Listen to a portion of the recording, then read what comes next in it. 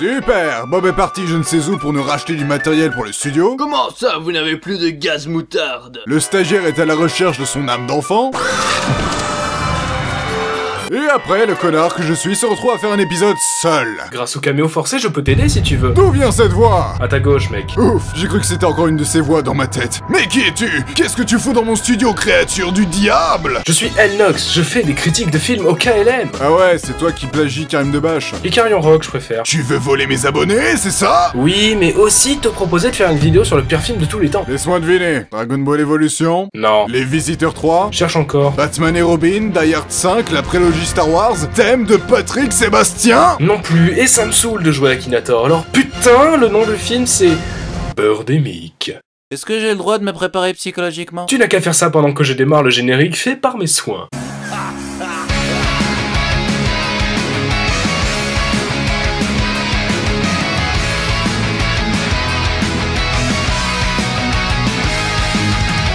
Eh bien salut les gens, je suis Crazy Bon, mais non vous n'êtes pas encore tombé sur un avis mitigé du Randall. Ce film est une merde! Ce film est une merde! Ce film est une merde! Birdemic, Shock and Terror, sorti en 2008, réalisé par James Nguyen, un film d'horreur mélangeant un romance et attaque d'oiseaux mutants, considéré comme l'un des plus célèbres nanars aux USA. Un nanar est un long métrage qui transpire par ses défauts évidents qui pousse à s'en moquer. On peut notamment citer dans cette catégorie The Room de Tommy Wiseau. I did not hit her. It's not true. It's bullshit. I did not hit her. I did not.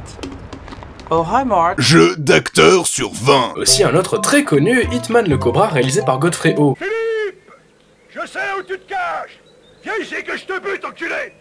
Ta gueule! Et si vous voulez voir une très bonne review de ce film, je vous conseille celle de Monsieur 3D. Et vous allez nous dire, Ouais, mais c'est quoi l'intérêt de tirer sur l'ambulance? déjà on va pas lui tirer dessus, on va l'enculer à sec avec du gravier. J'adore ta subtilité, mec. N'est-il pas? Rassurez-vous les enfants, on n'a pas choisi le sujet au hasard. Ce film est une tentative de l'auteur de rendre hommage à une œuvre d'Hitchcock, Les Oiseaux, un thriller confrontant la nature à l'homme saupoudré d'horreur, de suspense, d'amour et de sel. Nguyen, tellement obstiné à réaliser Birdemic, a circulé partout dans le festival américain de cinéma Sundance en diffusant des sons d'oiseaux afin de faire sa propre promotion. Telle une bimbo avec sa bouche en cul de poule en manque d'affection. Il a dépensé plus de 10 000 $ pour permettre à son film d'être distribué en masse en DVD en proclamant lui-même que son travail valait la peine d'être admiré. Tu veux qu'on prenne ton travail au sérieux? Alors on va pas y aller de main morte. Traduction, ça va rôter du sang. Notre histoire commence avec une balade au bord d'une Mustang. Le chauffeur nous fait partager sa conduite dynamique, tout ça sur une musique angoissante. Soyez terrifiés par la route, les arbres, ce plan fixe et bancal pendant 5 longues minutes. J'imagine les perfectionnistes être maniaques en PLS en regardant ça. Au bout de cette longue balade inutile, on aperçoit sous un meilleur angle notre héros Rod qui a une démarche aussi naturelle qu'un balai dans le cul. Où serez-vous quand la diarrhée frappera? Mais non, je te dis que c'est un robot, regarde, tes gestes sont beaucoup trop mécaniques. Rod se rappelle qu'il a un pénis et aborde la love interest de manière assez creepy. Je me souviens de toi maintenant. T'étais dans ma classe d'anglais. Ah oui, Ouais, j'étais 2 rangées derrière toi. tu t'en souviens encore? Ouais. Je devrais peut-être pas lui dire que je sniffais ses tampons en quéchette. Je me demandais si on pouvait rester en contact. Ah oui, oui, oui. Voici ma carte. Voilà la mienne. Ok, donc tout le monde a des cartes de visite dans cette ville. Avoue que c'est plus classe que de se partager leur compte Instagram. Putain de hipster. Par la suite, on découvre la vie trépidante de Rod, travaillant dans le télémarketing, gagnant des sommes montant jusqu'à... 1 million de $. On le voit déjeuner tranquillement en regardant des news à la télé, éteintes... Non, sans déconner du tout moi. En parlant des nouvelles qui sont absolument au sef, parlant d'incendie et d'ours polaires avec la présentatrice soit la plus mal cadrée ou soit la plus petite présentatrice au monde. Si c'est vraiment le cas, je m'excuse madame, c'était pas voulu, je vous aime en secret. On le voit faire plein de trucs intéressants comme remplir son essence, assister à des réunions de travail dont les employés sont probablement sous LSD. Vous avez tous travaillé très dur et vous avez tous mérité vos stock options. Félicitations! Toi.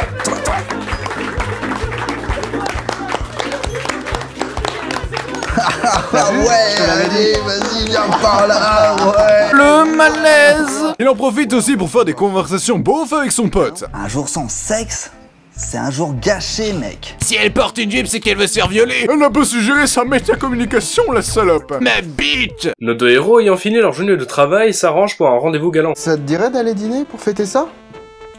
Oh, t'es rapide. Je connais un bon restaurant vietnamien. Ça a l'air délicieux. On se retrouve là-bas? Vous la sentez, l'alchimie entre les deux? Moi pas. J'ai bossé, moi aussi! On baise? Ok, lol! Devinez où ils vont bouffer.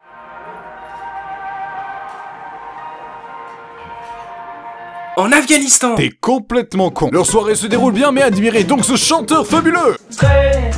Traîner, passer du temps en famille, un avant-goût paradis. Bizarrement, ça me fait penser au chef dans South Park. Je vais te faire l'amour, ma beauté, t'allonger nu devant la cheminée, caresser ton corps de déesse. On en est à la moitié du film sans qu'il n'y ait aucun élément perturbateur. Tout ce que l'on sait, au bout de 40 minutes de visionnage, c'est le quotidien extrêmement chiant des protagonistes. Si on compare avec Là-haut de Pixar, en seulement un quart d'heure, on apprend le passé du héros, ses rêves, son évolution, les moments de bonheur et de tragédie qu'il a vécu avec sa femme, et l'objectif qu'il essaiera d'accomplir tout le long de l'histoire. Alors qu'avec Birdemic, je vais mettre le cocobre dans le beurre, quoi. Après une nuit torride, nos héros se réveillent et découvrent un spectacle macabre. Et maintenant, mesdames et messieurs, voici le moment que vous attendiez tous. Les oiseaux de Birdemic. C'est ça, tes oiseaux terrifiants. Des gifs animés en 3D dégueulasses qui font des bruits de jet et qui explosent au contact du sol. Ils font même du surplace. C'est un bug dans la matrice à ce stade et oh mon dieu! Il s'adapte! Je tiens à rappeler que le réalisateur était très fier de ses effets spéciaux. Il en était très fier! Attends, c'est pas la meilleure partie! Regarde la réaction des personnages qui se protègent avec des cintres! C'est pas comme s'il venait de concevoir une arme à la MacGyver qui mélangerait un micro-ondes avec une épingle pour donner une grenade. Là, c'est juste des cintres, putain! Et si tu mettais une musique badass? Même Two Step From Hell ne veut pas sauver ce film. Nos tourtereaux font la connaissance de Ramsey, un ancien marine, et Babette qui panique déjà sur le fait de chercher des survivants alors que la catastrophe vient de démarrer il y a à peine 30 secondes. Mec, t'aurais pas un truc à boire? Bois ton urine si tu veux vivre! Non, ça ira en fait. Ils tombent nez à nez avec deux enfants appelés Suzanne et Théophile, tous deux ayant perdu leurs parents à cause des oiseaux. Attendez, ce sont des orphelins dont les parents sont morts dans d'atroces souffrances. Ah non, en fait, ils ont l'air d'en avoir rien à foutre vu qu'ils jouent à la PSP au calme, sans déconner. Le Scooby Gang a la brillante idée de faire un pique-nique en plein air et bien exposé à des oiseaux quand soudainement, ils rencontrent un ornithologue. Attendez, je vous ai dit de pas approcher, vous êtes sourds ou quoi? C'est dangereux, ils ont la grippe aviaire. On peut pas en parler à l'air de pique-nique? Ah, vous voulez parler? Eh bien d'accord, nous allons parler. N'approchez pas! Mais on a de la bouffe! Ah bon, d'accord! Ce personnage nous offre enfin une théorie sur l'origine de ces créatures. Alors pourquoi nous attaque-t-il? Je ne sais pas, mais ce que je sais en revanche, c'est que le réchauffement climatique entraîne des maladies comme la grippe aviaire. Le virus Raynaud, et j'en oublie. Donc les oiseaux victimes de la grippe aviaire explosent au contact du sol à cause du réchauffement climatique. Non mais attends, tu peux pas faire des raccourcis aussi rapides là. Les zombies attaquent, mais d'où viennent-ils? C'est Carl, il a oublié de fermer le robinet. T'es un enculé, Carl. Ouais putain, tu fais chier. Preuve que le réalisateur n'a rien compris du principe fondamental du film Hitchcock. Ce dernier a utilisé le principe du MacGuffin, c'est-à-dire du prétexte scénaristique. Ouais, bonne idée. Son but était simplement de confronter les personnages à des situations de pure angoisse à l'aide d'un événement surnaturel qui forcerait ce genre de mise en scène à se dérouler d'elle-même. En bref, tu peux laisser un élément de l'intrigue énigmatique sans que cela ne bouleverse la crédibilité de l'histoire. Et à la place, Nguyen sort une théorie qui n'a aucun sens. Mais tu ne comprends pas, les oiseaux sont en manque de krill. Le krill serait donc la clé. Et après être reparti en route, Babette en profite pour vider ses intestins et meurt attaquée par un oiseau furtif. J'ai rien pu faire, elle est morte. Qu'est-ce que tu sous-entends par elle est morte? Elle est morte comme elle a vécu, dans sa propre merde. Ils continuent leur trajet et essayent de sauver des passagers d'un bus, mais malheureusement les oiseaux sont dotés d'une chiasse remplie d'acide. Et non, c'est pas encore l'une de mes métaphores foireuses. J'adore leurs morts qui sont totalement synchro. Ne vous plaignez plus jamais de la mort de Marion Cotillard après ça. Niveau scène foireuse, on n'a pas fini, étant donné que Pepito veut prendre leur essence. Et maintenant, tu vas me vendre de l'essence. Le mec ne veut pas prendre leur essence, il veut racheter leur essence. Connard, mais pas trop. Une fois de plus, Mère Nature vient s'en mêler, et Pepito prend bien le temps de ne pas tomber spontanément comme un cadavre normal. Ah, je voulais atterrir sur un sol douillet. Ils repartent en vitesse et prennent bien soin d'oublier le jerrycan d'essence. Ils arrivent dans une forêt de séquoia où ils rencontrent un hippie chelou qui vit dans les arbres. Tu nous laisserais jouer dans ta cabane? Bien sûr. Ouais, on va s'éclater.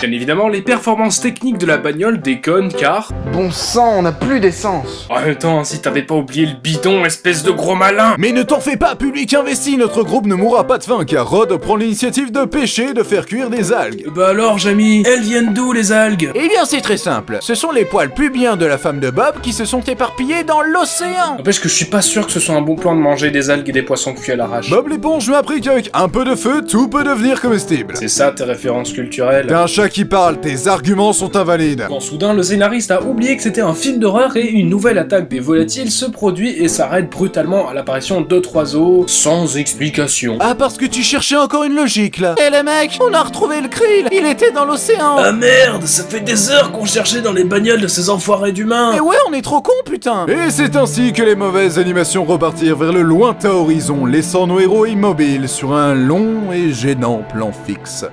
Non sérieux, faudrait checker leur pouls là, ça devient inquiétant. Alors, quel est notre verdict? On considère Birdemic comme un cas d'école. Absolument tous les aspects de la réalisation sont catastrophiques. Les personnages sont vides, les incohérences scénaristiques se remarquent à des kilomètres, les dialogues sont aussi naturels que la boisson Monster. C'est pas un placement de produit, tu peux annuler ton paragraphe de rageux. Le rythme du film est extrêmement lent, tout ça saupoudré par une réalisation fainéante et répétitive, surtout sur l'abus des plans panoramiques. Le pire pour ma part, c'est le message ultra forcé écologique. Tu ne veux pas arrêter de péter pour sauver la couche d'ozone, tu devrais avoir honte. Bien évidemment que j'approuve le fait de vouloir sensibiliser le public avec un message positif. Le problème, c'est que ces propos sont balancés de manière aléatoire dans le film avec une subtilité digne d'un coup de pied dans les burnes. Genre Rod qui négocie pendant 3 minutes pour installer des panneaux solaires chez lui. Du coup, ça perturbe la continuité de l'histoire, telles des fenêtres pop-up qui te proposent d'augmenter la taille de ton petit soldat. Je pense que les longs trajets en voiture sans transition, les dialogues en rapport au travail et à l'argent, et le manque de réflexes de survie des personnages appuient également sur le message concernant notre indépendance et à la technologie qui, dans ces deux notions, nous perdons nos repères devenus essentiels de notre société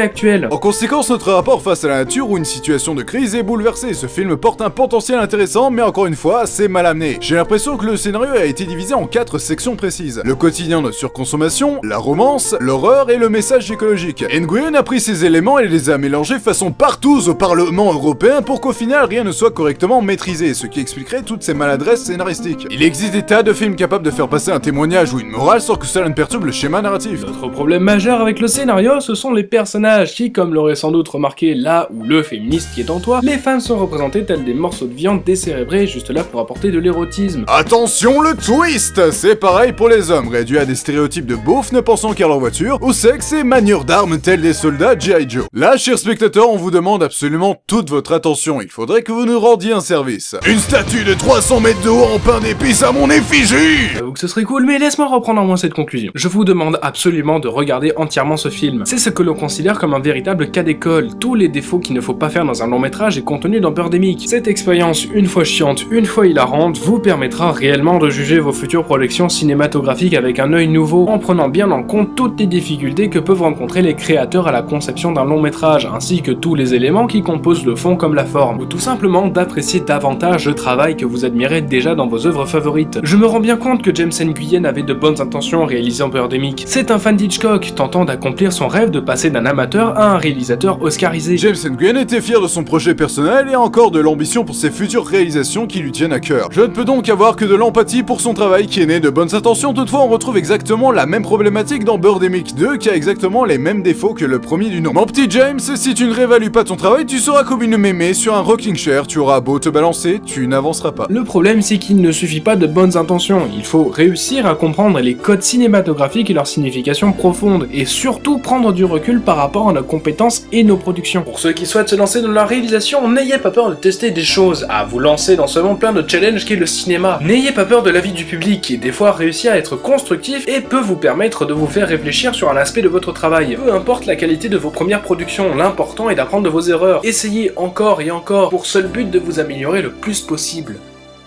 Ouais, là ce sera un bon moment pour un événement perturbateur. Je crois que quelque chose vient d'entrer par attraction. Ça me surprend même plus à force.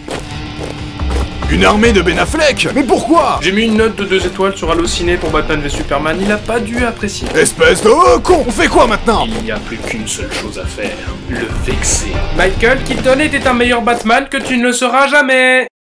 Et c'est ainsi que Ben Affleck est parti vivre 3 ans dans les régions désertes du Tibet afin de se remettre de ses blessures émotionnelles provoquées par El Nox. Les touristes l'auraient surpris habillé d'un simple pagne, hurlant Gruy, gruy, je suis une chauve-souris. Gruy, gruy, gruy.